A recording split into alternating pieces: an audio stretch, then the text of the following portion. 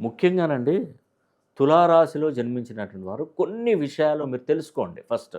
ఇప్పుడు మీరు ఆర్థిక సమస్యల్లో ఉన్నారు, ఫ్యామిలీ లైఫ్‌లో డిస్టర్బెన్స్ ఉంది, సంతానంలో సమస్యగా మారింది, డబ్బులు ఖర్చయిపోతున్నాయి. ఇవన్నిటికి ప్రధానమైనటువంటి కారణం ఏంటో తెలుసా? మీరు చెప్తే తులారాశి గురించి టాప్ నంబర్ 1 రేంజ్‌లో చెప్తున్నారు. మాకేం జరగట్లేదంటే దానికి ప్రధానమైనటువంటి కారణం ఏంటో నేను చెప్తాను తెలుసుకోండి. ఇంటికి మొదటి గాని, మూడో సంతానం గాని మీ నాన్నగారికి మీరు అయ్యుండకూడదు. తర్వాత మీరు వివాహం చేసుకుంటే, వివాహం చేసుకున్న అమ్మాయి కూడా ఇంటికి మొదటి సంతానం గాని, తృతీయం అయ్యుండకూడదు. ఇదొకటి. డేటు, మంత్, ఇయర్ మొత్తం కొడితే 1 గాని, 3 గాని అయి ఉండకూడదు. భార్యాభర్తలు ఇద్దరికీ. మీరు తూర్పు దిక్కున నివసించకూడదు. తూర్పు దిక్కున నివాసం ఉన్నా కూడా ఎక్కువగా ఇబ్బందులు ఏర్పడే అవకాశాలుంటాయి. అదేవిధంగా మీ డేట్ ఆఫ్ బర్త్ 1, 10, 19, 28 తేదీలో జన్మించినా గానీ, తర్వాత 3, 12, 21, 30 తేదీలో జన్మించిన